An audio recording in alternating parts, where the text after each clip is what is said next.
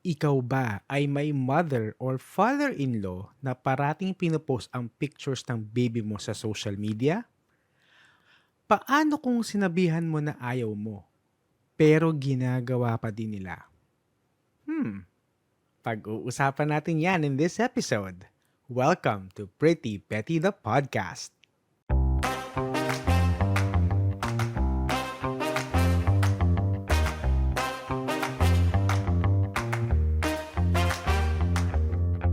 Hello pretty people and welcome back sa isa na namang linggo kung saan pagchichismisan na naman natin ang buhay ng ibang tao. Well, hindi naman natin pagchichismisan. More on pag-uusapan lang natin yung mga sitwasyon nila and lay out the things on how to become better people. Oh, taray, better people daw. Charot lang. Ako nga pala ang inyong millennial tito, Tito Alvin, na magbibigay sa inyo ng mga opinyon na hindi nyo naman hinihingi. Mga opinyon at kuro-kuro tungkol sa iba't ibang problema at trending issues. We will help people decide kung ang mga actions nila sa buhay ay tama ba o mali.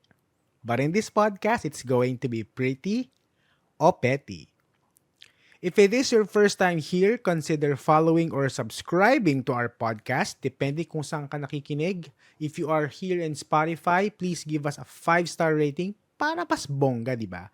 And in addition to that, you may also follow our social media pages and nakikita nyo naman yung link yan sa baba ng screen nyo. So, puntahan nyo lang yan to access all of our social media pages in Facebook, Instagram, and in TikTok. So, ano ba ang pag-uusapan natin today?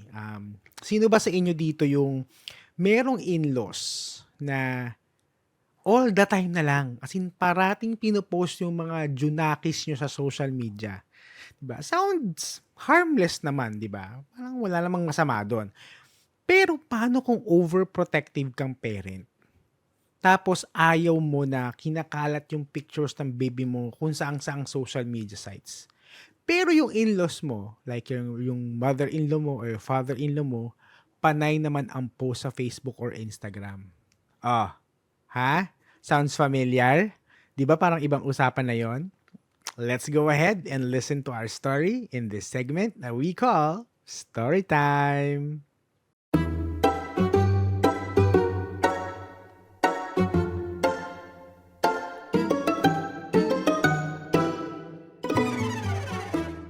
I know na my mother-in-law is just proud and want the world to see how cute their grandchild is.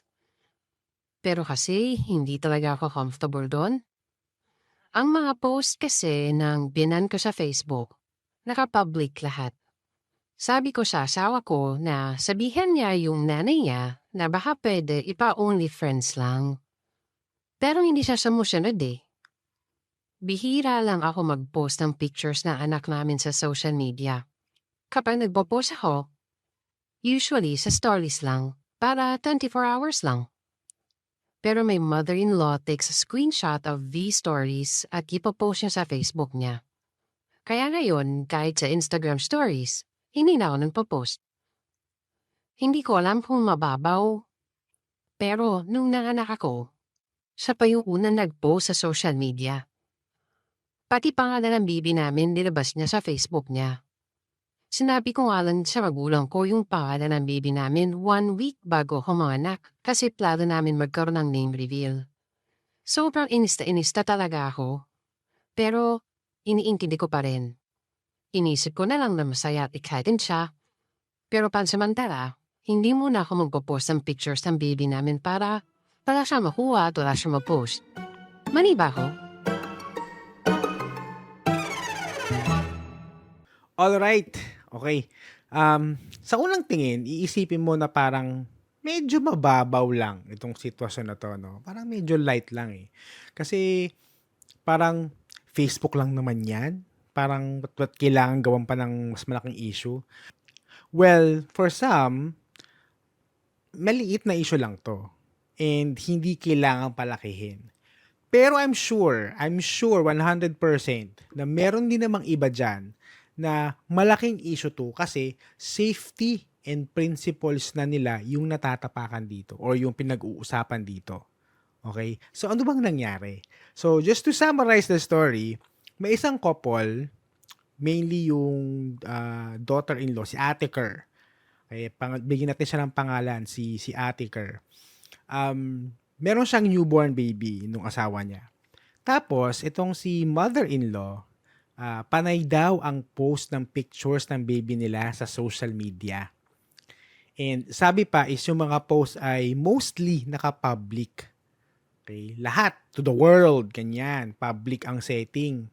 Sinabihan naman daw ni ate girl na kung pwede, i-change naman daw to friends only para limited lang yung audience.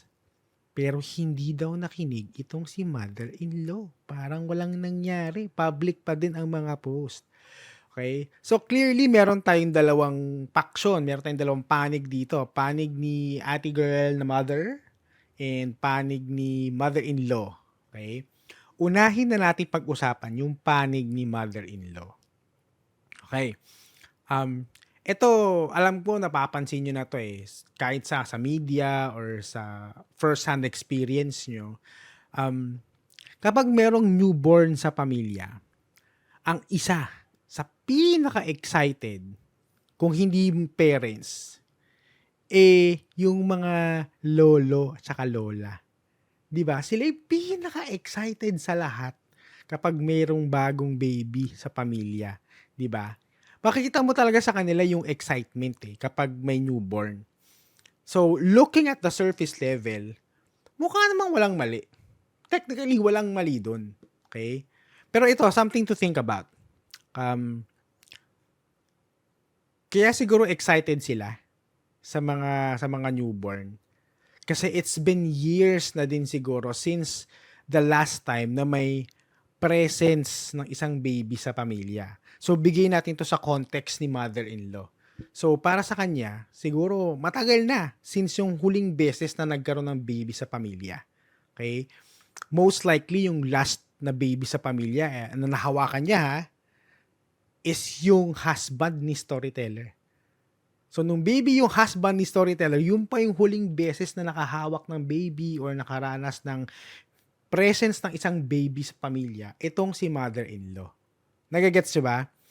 So, imagine mo yung feeling na dati siya yung may hawak ng baby, tapos all of a sudden, after so many years, biglang may isang baby na direct descendant niya. Apo niya. Diba? Direct descendant niya. Feeling ko na numbalik lahat ng excitement na naramdaman niya when she had her firstborn child. Okay? Merong sudden gush of emotions, excitement, happiness, ganyan. Feeling ko yun ang nararamdaman nila. So, ano ang difference nung feeling noon at ngayon? Okay? Noon, walang social media. Walang Facebook, walang ganyan. Walang ganyan noon. Okay? Walang Facebook, walang Instagram, walang TikTok. Nung first time na magkaroon ng baby itong si mother-in-law, wala naman siyang outlet para ilabas yung happiness niya aside from just being happy right then and there. Okay? Wala pa namang selfie noon. Wala pang high-tech na cellphone to capture those moments. So yung happiness na nararamdaman nila noon, they kept it as memories, core memories. Okay? Hindi na capture sa picture. Kung meron man, film pa. 'Di ba? Ang hirap nun. Hirap timingan. Hindi mo alam kung nakapikit ka sa picture, 'di ba? Ngayon kasi, meron ng social media. Madali na din kumuha ng pictures unlike noon. Okay? Ngayon, camera na lang ng phone Mabahing lang sandali split second pwede mong kunan ng picture, pwede mong kunan ng video, 'di ba? So ngayon, nadadivert na nila yung feelings nila into different outlets. Yung happiness nila, nadadivert nila by posting it in social media. Kung noon, nasa memory lang nila yung saya nila, ngayon, pwede na nilang i-share sa social media. And I'm going to tell you na wala namang masama dyan. Walang masama dyan. Hindi masama na picturean mo yung baby, tapos i-share mo sa social media. Okay? Siguro dapat lang may consent ng parents. Siguro yun lang yung yung requirement, 'di ba? Kasi Kahit naman yung ibang parents ginagawa yan sa mga anak nila, eh. Hindi lang naman grandparents, eh. Pati yung mga parents ginagawa din nila yan sa mga anak nila. 'Di ba? Meron pa ngang time noon na mga baby nila, baby, sanggol, meron ng Facebook account at Instagram account. Technically nga hindi pwede yun eh kasi dapat at least 13 years old ka na bago ka magkaroon ng Facebook account. Bawal magkaroon ng Facebook account yung mga bagets na below 13 years old. Okay, meron kasi mga laws or batas in almost all countries where Facebook is accessible that prohibits companies like Facebook to collect data and information from children below 13 years old. Oh, 'di ba? Bagong kaalaman 'yan. Sa US, ang tawag diyan, Children's Online Privacy Protection Act or COPA. Okay, alam ko may similar na batas ang Pilipinas diyan eh, pero hindi ko makita online kung ano yung exact name or Republic Act ng batas. Kung alam nyo, mga pretty people, please let us know by commenting on this episode. Okay, comment nyo lang kung ano yung batas niya kung alam nyo. So, ano na yung point ko? Dami kong kinukuda. Hindi ko na alam kung ano yung point ko. Ayan. The way we act and do things back then, okay, is totally different on how we do things now, especially with social media. With social media platforms kasi like Facebook and Instagram, it is easier for people to share photos, videos, and moments with just a click from their phone. So, understandable why mother-in-law is acting this way kasi andun yung excitement. Gigil pa siya eh. Masaya siya sa presence ng apo niya. Tapos at the same time, ang daling kumuha ng picture at i-share online. So, alam mo yun, since masaya ako and may social media presence ako, might as well share it to everyone I know. Diba? Andiyan na yan eh. I-share na natin. Pero, alam naman nating lahat na anything na sobra ay masama. Okay? Lahat ng sobra, minsan may mga repercussions yan. Okay? Sa internets lang, may tinatawag silang tawag doon, obsessive grandparent syndrome. Pag babae, pag lola, obsessive grandmother syndrome, ganyan. Ito yung behaviors ng mga grandparents kung saan yung buhay nila, yung life nila revolves around their grandchildren. Yung buhay nila, nasa apo na lang nila. Okay? They endlessly think about their grandchildren o kaya kinukwento nila yung apo nila sa lahat ng nakakasalumuha nila. Like yung mga cashier sa grocery, security guard, yung mga kazumba nila, yung kinukwento nila madalas or parati yung apo nila. Or minsan yung bahay nila, punong-puno ng pictures ng apo. Okay? Kung hindi naman ganon, nasa Facebook nila nilalagay lahat ng pictures. Okay? Ngayon, saan nagkakaroon ng problema? Okay? Papasok ngayon, ito si Ate Girl. Si Ate Girl the mother. Okay? Si Ate Girl kasi, it seems like she's very protective with her baby. Kung noon, sandamakmak ang pictures ng babies online. Ngayon, medyo nag-die down ang trend na yan. Medyo bumaba na ang numbers ng mga taong nagpo-post ng pictures ng babies nila online. Marami na rin kasing threats online involving minors, babies, which put them at risk. Anong ibig ko sabihin dyan sa mga threats na yan? Within the past years, yung mga experts, ang sabi nila is meron silang nakitang rise sa numbers of child pornography. Okay, child pornography cases. Ito yung mga cases wherein photos of minors are being shared online for sexual content. Okay, included ba yung mga sanggol? Unfortunately, yes. Medyo rare occurrence yon, yung sanggol gagamitin for child pornography. Pero sadly, may mga cases ng ganyan. Ang tawag dyan, infant pornography. I know, medyo dark and downright nakakadiri. Pero that's the reality. Meron ganyang nangyayari. So because of this, no, a lot of parents are taking the initiative not to post pictures of their kids online publicly as well to avoid these pictures to be used in any illegal manner. Especially now, di ba, age ng AI. Konting keyboard mo, pwedeng i-manipulate yung photos and videos. So, if they choose to post pictures of their kids, yung mga parents, mostly limited lang yung audience. Yung tipong friends only lang. Ganyan. Para, kumbaga, filtered mo na yung makakakita ng mga nung pictures, diba? Mga friends mo lang. Kumbaga, inapprove mo na friends mo yung makakakita. Hindi siya naka-public. Ganon. And kung babalikan natin yung story, yun naman yung request ni ate girl kay mother-in-law. Kaso nga, itong si mother-in-law, naka-public pa din ang mga post kahit napagsabihan na. Yun lang. Patay tayo dyan. Medyo may pagkatigas ng ulo ng konti itong si mother-in-law. So, dalawang bagay lang ang naiisip ko dyan. Okay, number one, okay, hindi alam ni mother-in-law kung paano i-change yung settings ng Facebook post niya to share to friends only. Okay, and number two, deadma siya. Wala siyang pakialam sa nararamdaman mo, ate girl. And yun yung malungkot. Okay, malungkot yun kapag wala siya yung dead. Pag deadma lang siya yung, bahala sila sa buhay nila, basta ako, masaya ako. Yun, medyo cringy ng konti. Diba? So, balik tayo sa kwento, no? So, given that situation ni ate girl, na napagsabihan na si mother-in-law to change it to friends only, pero hindi pa rin nangyari, si ate girl na yung nag-adjust. Okay? Hindi na siya nagpo-post sa Facebook ng mga pictures and photos ng anak niya. Ang ginagawa niya, stories na lang. Ba? Para after 24 hours, mawala na yung picture. Mawala na siya sa internet. Ba? Kaso mo, itong si mother-in-law, mautak. Iba din.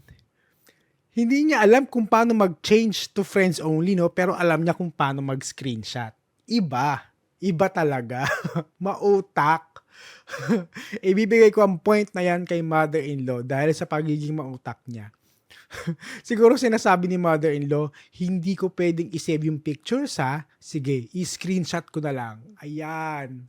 Tapos, yung ini-screenshot niya, yun yung pinopost niya. Pagaling. Nakakaloka. Ibang klase talaga. So ngayon, itong si ate girl nyo, hindi na din nag-share ng stories. Para wala nang ma-screenshot itong si mother-in-law. 'Di ba? Buhay naman talaga, no? Ang saklap nung family dynamic nila. Now, I can only imagine yung rift na namamagitan ngayon between ate girl and mother-in-law.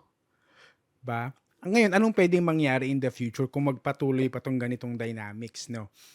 Kung magko-continue itong ginagawa ni ate girl and mother-in-law, magkakaroon sila nung tinatawag nilang family estrangement. So, ano yung family estrangement? Okay? This usually happens when contact with a family member is cut off either physically or emotionally. Parang ano lang yan yung kinut off mo yung ties mo with a toxic family member or relative. Yon, parang ganyan. Mas fan silang pakinggan yung family estrangement. And kung hindi maayos itong estrangement na ito, no, minsan, mas malaki yung magiging problema.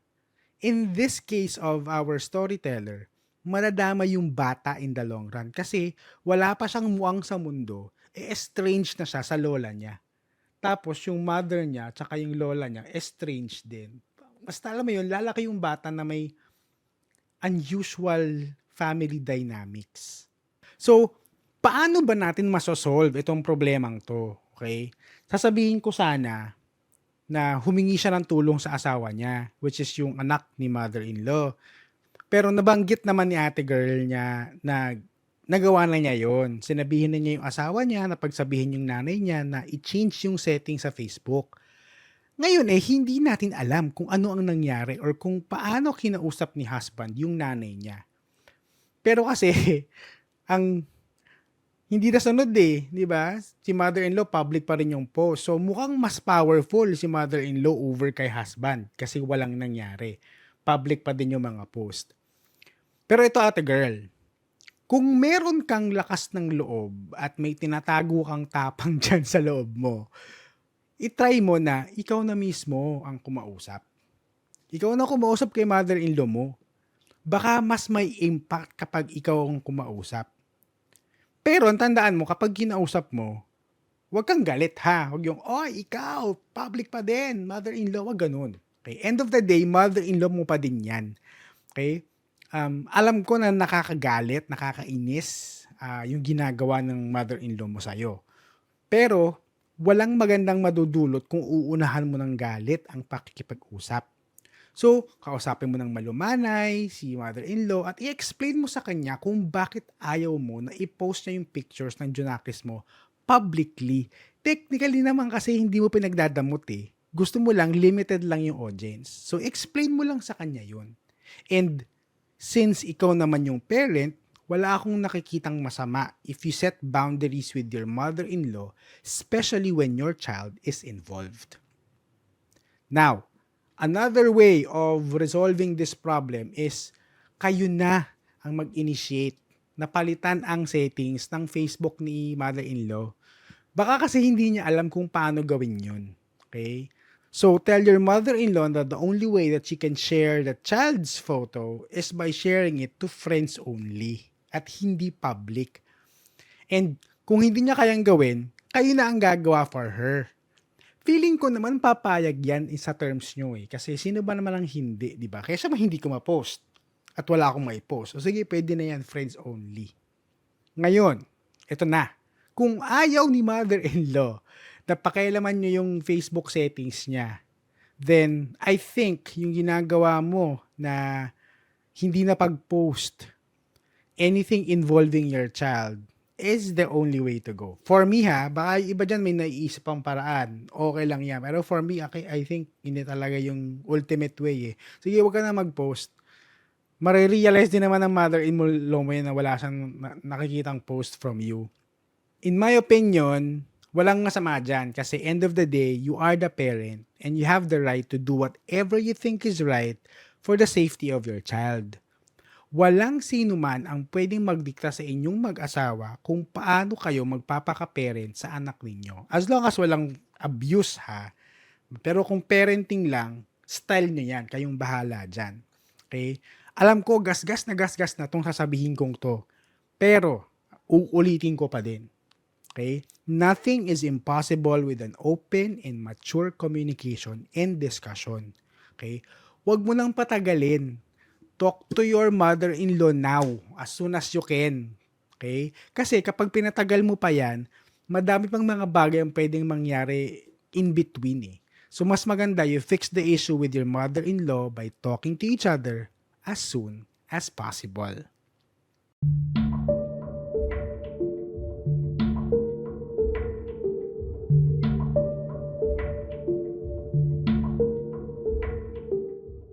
We've reached the part of the podcast where we determine if Atagard, my overexcited mother-in-law, is pretty or petty.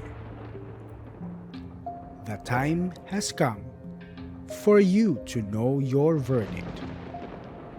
I will say that you, Atagirl, are pretty. Alam ko naman na mahirap para sa inyo or para sa iyo na ipagdamot sa mother-in-law mo yung chance na ma-share niya online yung photos ng baby mo. I totally understand that you are just protecting your child from any imminent danger lurking in the bowels of the internet. Tulad ng sabi ko kanina, having that open dialogue with your mother-in-law will be a great first step in fixing this issue. Technically, all of you belong to just one family now.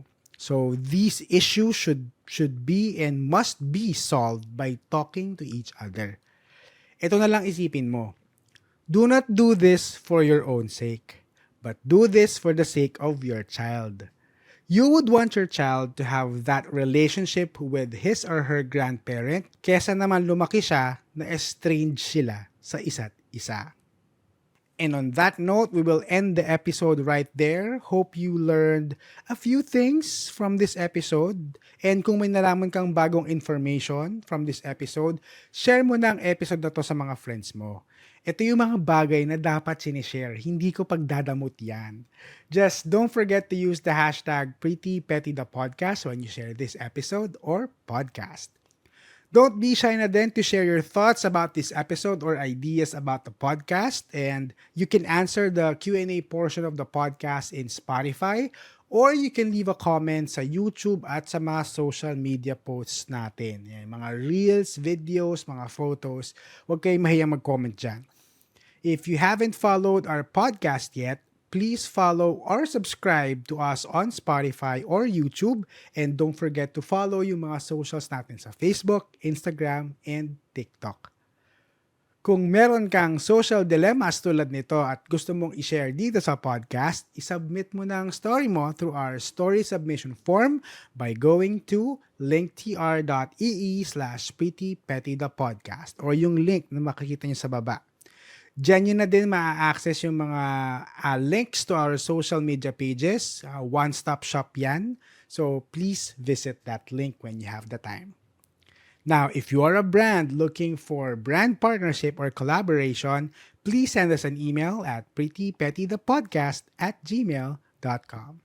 And with that, lagi nating tatandaan to always stay pretty at wag maging petty. Bye!